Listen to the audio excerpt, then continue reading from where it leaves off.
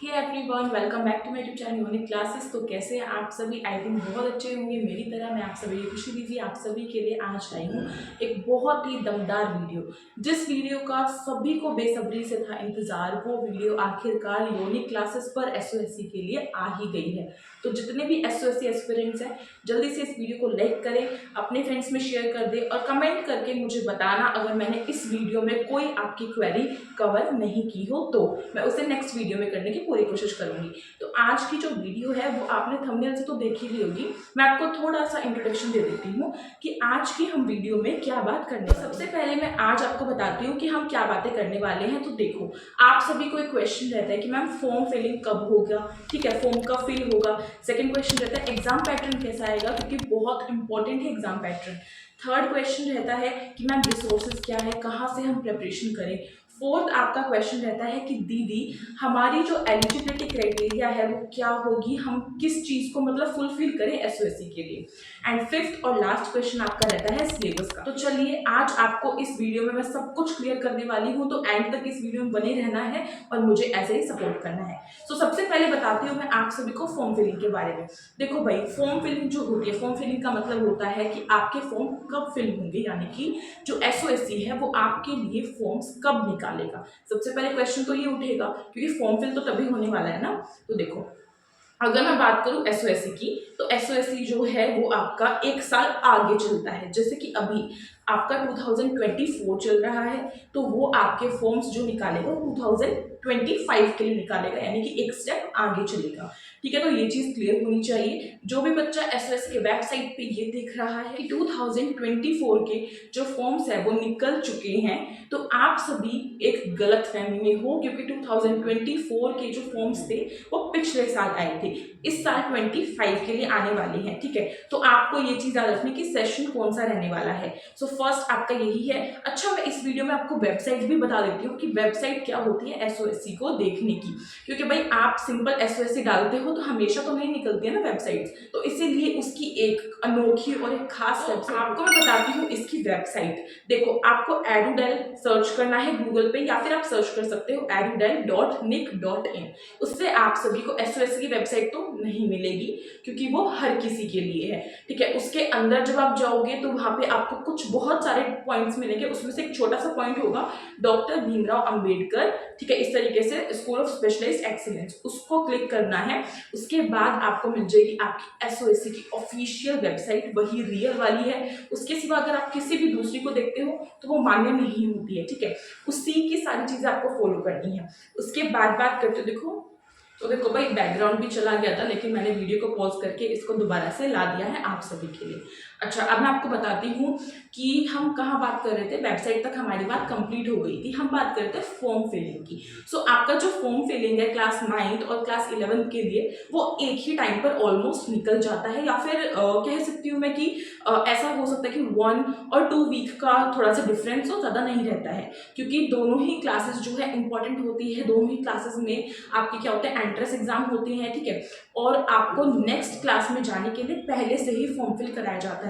जैसे कि जो बच्चे इस साल क्लास 8 के लिए एनरोल हुए हैं वही फॉर्म फिल कर पाएंगे क्लास 9 के लिए। जो बच्चे इस साल क्लास 10th के लिए एनरोल हुए हैं वही बच्चे फॉर्म फिल कर पाएंगे क्लास 11th के लिए। ठीक है, सो फॉर्म फिलिंग जो है आपकी ऑलमोस्ट मैं बोल सकती हूँ कि एसओएससी पर डिपेंड करता है।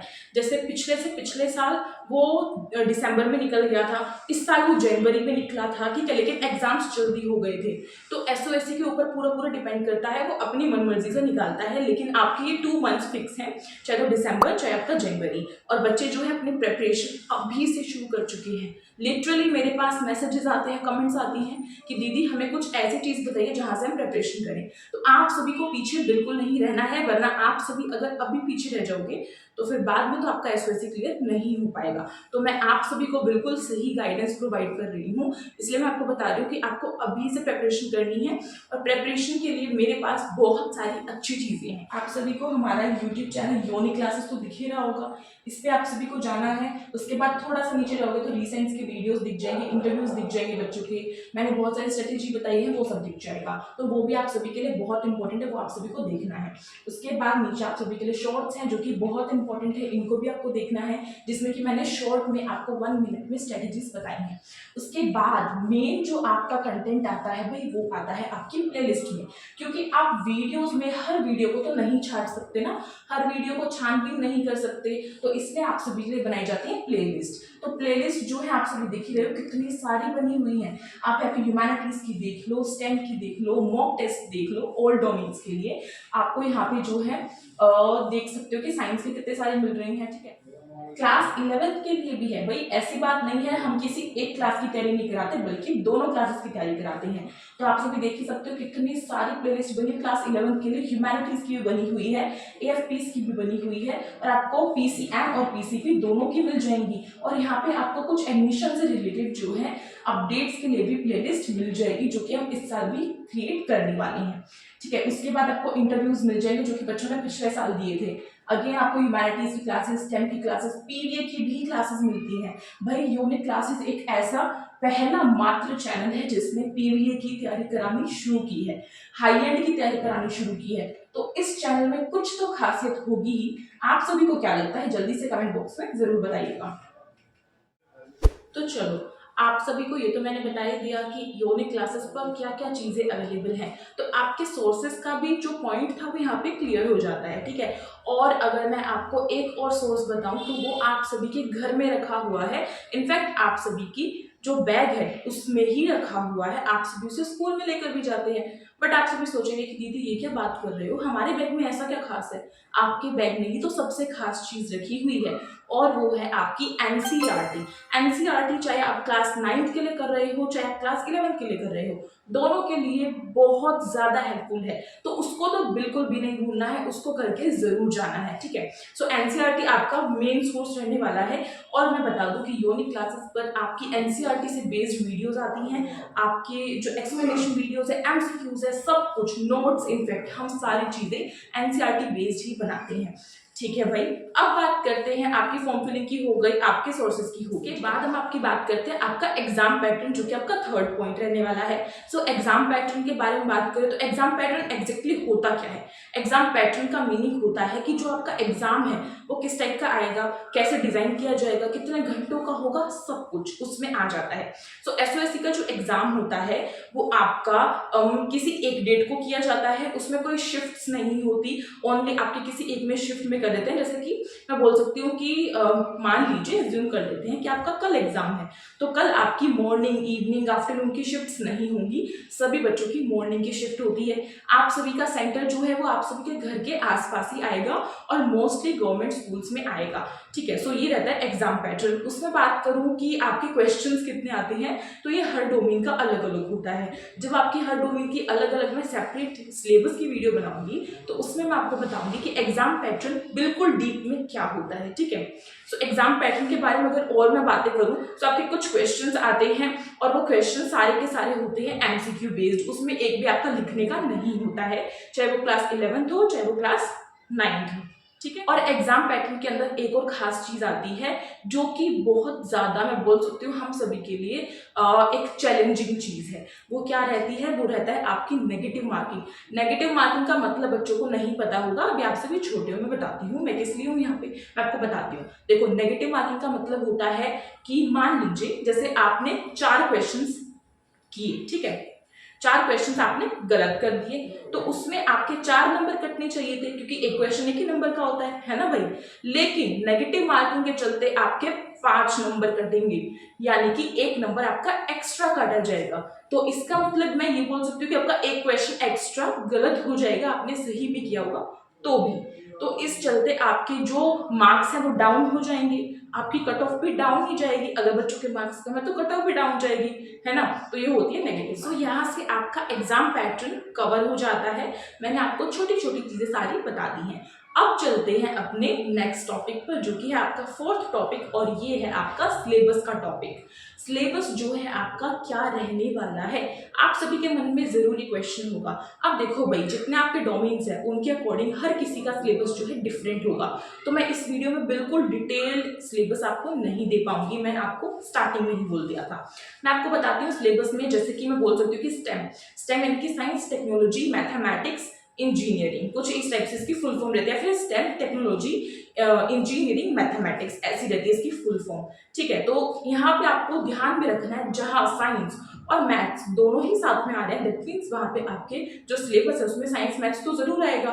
और रीजनिंग यानी कि बोल सकती हूँ मैं इसको मेंटल एबिलिटी भी बोल सकती हूँ, क्योंकि कई जगह इसका यूज किया जाता है, या फिर रीजनिंग बोलूँ तो ये भी आपकी आएगी। और लॉजिकल रीजनिंग में आपकी वर्बल एंड नॉन वर्बल दोनों रीजनिंग आती है। ओके, सो अब आते हैं आपके सेकंड डोमेन में जो है ह्यूमैनिटीज सिंपली आपका सोशल साइंस आएगी, हायर में आपकी रीजनिंग आएगी। ठीक है, मेन रहेगी रीजनिंग हर किसी में, आपकी रोबोटिक्स आएगी। ठीक है, आपकी मैथ्स तो इसमें नहीं आती है, रीजनिंग में नॉन वर्बल वर्बल दोनों आ जाती है। उसके बाद बात करती हूँ आपके पीवीए में आपके विजुअल आर्ट से क्वेश्चंस आते हैं, म्यूजिक से आते हैं, और आपके फिल्मिंग एक्टिंग मीडिया से आते हैं। ये आपका एक सेपरेट डोमेन रहता है, बाकी रीजनिंग इसमें भी आएगी। उसके बाद बात करूँ अगर मैं एएफपीएस की, तो एएफपीएस में आपकी साइंस आएगी, जनरल साइंस, मैथ्स आएगी। ठीक है, इस तरीके से आएगा, और रीजनिंग तो रहेगी। डिटेल वीडियो सिलेबस की आपको मिल जाएगी। उसके बाद बात करती हूँ क्लास 11th के लिए। सो स्टेम में वही सेम चीज़ें साइंस आएंगी, सो साइंस मैथ्स आपका ये सब आएगा स्टेम में। 11th के लिए भी ह्यूमैनिटीज में सोशल साइंस आएगी, एएफपीएस में वही सेम चीज़ें आने वाली हैं। सो डिटेल वीडियो आपको बहुत जल्द हमारे चैनल यूनिक क्लासेस पर मिलती रहेंगी। और आप सभी को एक और चीज़ बताना चाहूँगी कि हमारा सेकेंड यूट्यूब चैनल भी है, जिसका नाम है SOSC यूनिकन्स, जहाँ पर बहुत सारी अच्छी अच्छी वीडियोज आती हैं आप सभी के लिए। सो उसे सब्सक्राइब करना बिल्कुल नहीं भूलना है, और इस चैनल को तो आपने कर ही लिया होगा। चलो अब आगे चलते हैं। आपका सिलेबस हो गया कवर। अब आपका 5th पॉइंट रहता है, जो कि है आपका eligibility criteria, which is very important. अगर ये आपका फुलफिल नहीं होता है, दैट मीन्स आप SOSC के लिए चाहे बेशक से फॉर्म भर दे, एंट्रेंस एग्जाम क्यों ना क्लियर कर दे, आपका एडमिशन नहीं होगा। ठीक है, तो ये मैं क्यों बोल रही हूँ, क्योंकि ऐसा बच्चों के साथ हुआ है। तो मैं आपको बताती हूँ, देखो एलिजिबिलिटी की एक डिटेल वीडियो तो मैं बनाऊंगी जरूर से, और आपको हर चीज क्लियर करूंगी। यहाँ पे बता देती हूँ कि एलिजिबिलिटी क्या रहती है। बेसिकली यहाँ पे प्राइवेट स्कूल्स के बच्चे और गवर्नमेंट स्कूल्स के बच्चे दोनों फॉर्म फिल कर सकते हैं, और दोनों एडमिशन को ले सकते हैं। तो ऐसा नहीं है कि खाली गवर्नमेंट स्कूल के बच्चों के लिए ही SOSC बना है। ठीक है, सेकंड आपको मैं अगर बताऊं, तो आपका एड्रेस प्रूफ दिल्ली का होना चाहिए, यानी कि आप कहीं दूसरे स्टेट के लाइक हरियाणा, यूपी, बिहार, पंजाब के नहीं होने चाहिए, ऐसा SOSC ने बोला हुआ है। और डॉक्यूमेंट वेरिफिकेशन में आपसे उसका एड्रेस प्रूफ भी मांगा जाता है, जो कि आपका आधार कार्ड है। तो मैं तो यही बोलूंगी अभी से अपडेट करा लो अगर नहीं है तो, वरना बाद में दिक्कत बहुत आने वाली है। ठीक है, उसके बाद एज को लेकर बताऊं तो वो कुछ इस टाइप की रहती है, जैसे तो क्लास 9 की जो एलिजिबिलिटी में एज की अगर मैं बात करूं, तो एज में 13 से ऊपर होनी चाहिए और 15 से कम होनी चाहिए। 11th का मुझे अभी याद नहीं है पूरा, बट मैं आपको देखकर एलिजिबिलिटी में पूरा सब कुछ बताऊंगी, कितने मार्क्स चाहिए, कितना क्या चाहिए, रिजर्वेशन कितना मिलता है, हर चीज आपकी उस वीडियो में बिल्कुल क्लियर की जाएगी। तो आज के लिए तो इतना ही वीडियो हो चुकी है, बहुत लॉन्ग, और मैं भी बहुत थक चुकी हूँ, मेरे चेहरे पर कितने पसीने आ गए हैं। तो चलो इस चीज को तो अब इग्नोर करते हैं, ये तो होता रहेगा, तो चलता रहेगा, क्योंकि हमें आप सभी की SOSC की तैयारी करानी है। आप सभी हमारे छोटे बहन भाई हो, तो हमारा पूरा फोकस आप सभी की पढ़ाई पर रहेगा। तो इसी बात पे भाई मेरे छोटे बहन भाई जल्दी से अपना जोश दिखाएंगे कमेंट बॉक्स में, और जल्दी से लिख देंगे यूनिक क्लासेस का नारा है SOSC हमारा है। तो इस नारे को हमें साकार करने के लिए आपको और हमको दोनों को मेहनत करनी है, जो कि हम बिल्कुल करके रहेंगे। सो आज की वीडियो में तो इतना ही। अगर वीडियो पसंद आई हो तो प्लीज वीडियो को लाइक करें, अपने दोस्तों में शेयर करें। मिलूंगी एक और अच्छी वीडियो के साथ, तब तक के लिए चैनल को सब्सक्राइब कर सकते हो, नोटिफिकेशन को भी प्रेस कर सकते हो, जिससे कि आपकी नोटिफिकेशन जो है आती रहेंगी। टेलीग्राम ग्रुप हमारा डिस्क्रिप्शन बॉक्स में लिंक है, उसे आप ज्वाइन कर लीजिए। Thank you so much for watching this video, stay tuned.